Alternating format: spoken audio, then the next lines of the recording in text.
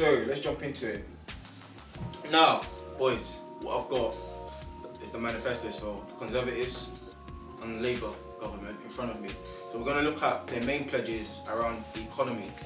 We're just going to talk about that and see what that means for us. So let's start with the Conservatives. So on the economic side, they're promising an extra $4 billion for schools by 2022.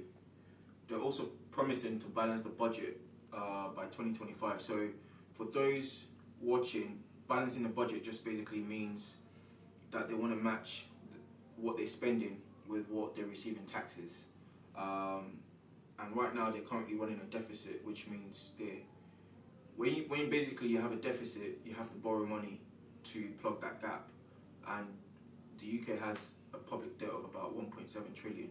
So by balancing the budget, that means they're going to have to either cut back on their spending or raise taxes. But we'll come back to that.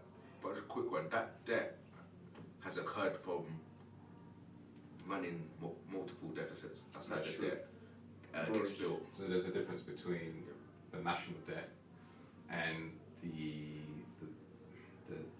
yearly deficit, so to speak. So the national debt is what's accumulated. I think it's from, if memory serves correct, maybe like the early 2000s or just before then. Yeah. Because there was a budget surplus.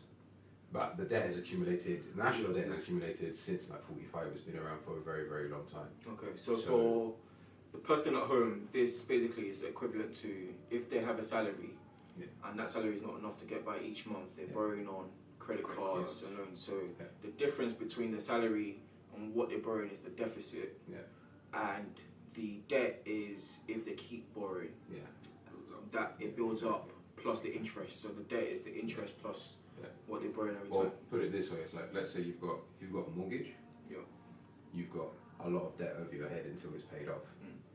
But even though you have a mortgage, you will still have your monthly income, and if you spend more in a month, then you have to use a credit card to fund your monthly spending. That's the kind of deficit we're talking about.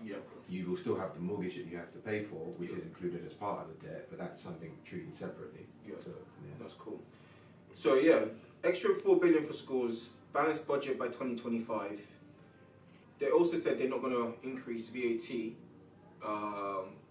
and they're also going to review they're going to cut corporation tax and stick with current plans to raise personal tax allowances. So breaking those down, what does that mean for somebody like me or for someone like one of us in the room? You could take the raising of the personal tax allowance, so they want to raise it, I think it's 12 grand by 2020? 12,500 by 2020. So what they're essentially saying is the first 12,500 of your earnings you don't pay tax on. So that's your personal allowance. So for example, if you're earning 30,000, take 12,500 away from that, then you pay tax on the remainder. So that means I'm basically going to end up with more income. And essentially, so what they're looking to do is essentially reduce the amount of people. So they're actually taking quite a lot of people on lower income out of them for paying the basic rate of tax. I see. So it really helps the working class to have a. Well, that's what they're aiming for. So essentially, that's the target audience for raising the personal budget allowance. And what about this? Not increasing the VAT. How does that impact? Well, VAT. So by that, so that's what you're spending every day. So if you go in just to the shops to buy, say, a Mars bar or anything like that, you pay VAT, value added tax. That's the extra that you pay.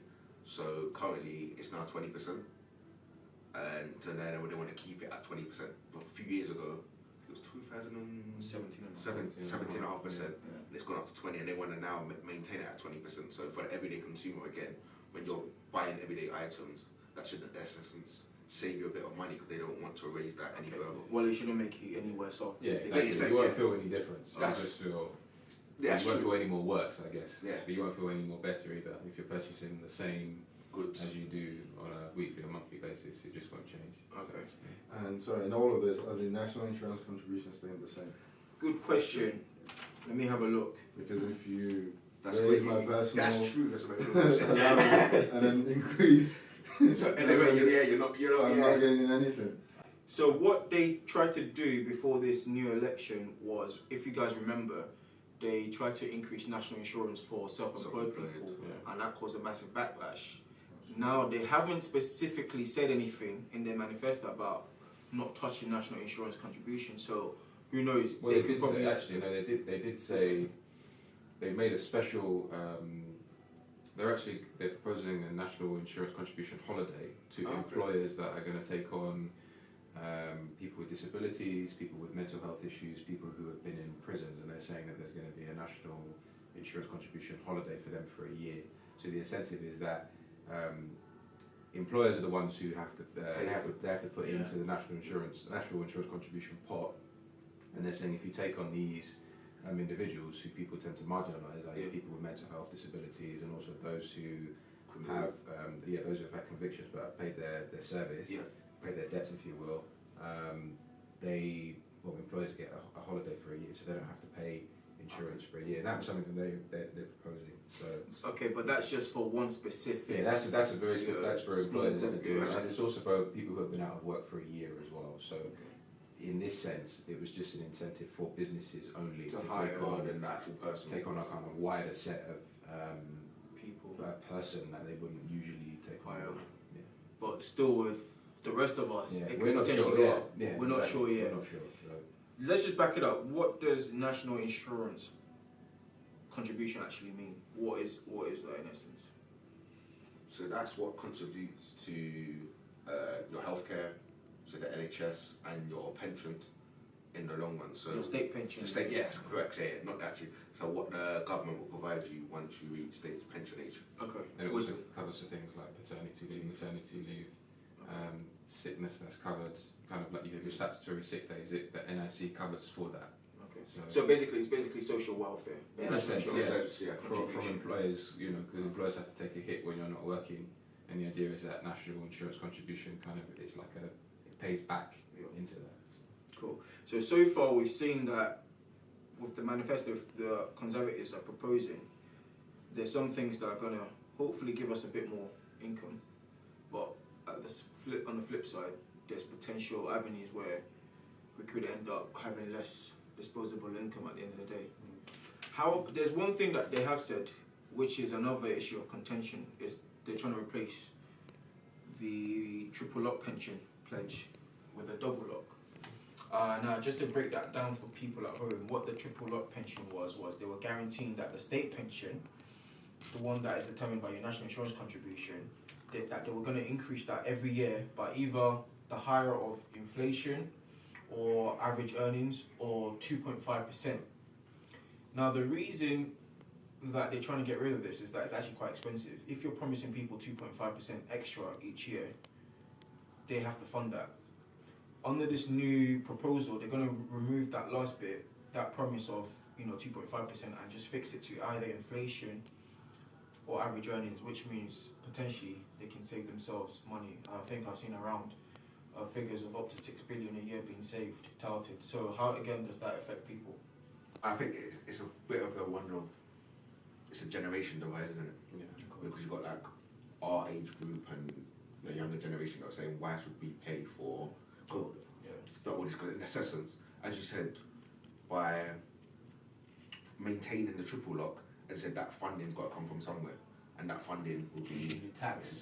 Will be our generation that's funding that. So on one hand, you got our generation saying it's not fair. As Henry was saying though, the older generation said, well, we've already paid our dues, we worked hard, we paid our national insurance contributions. So it's a double-edged sword for the government in essence, because then it's kind of a generational divide. Right, so how much is the actual UK deficit? That's a good question. The deficit is, i.e. the difference between what the government spend and what they earn, is 2.6% of GDP, which roughly works up to about 52 billion.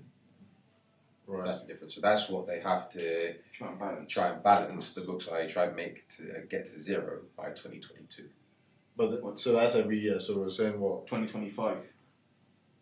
It could be May 22 or May 25. It depends on when the election is, but the idea is that by the next election is to get rid of that 50 million gap between spending and earnings.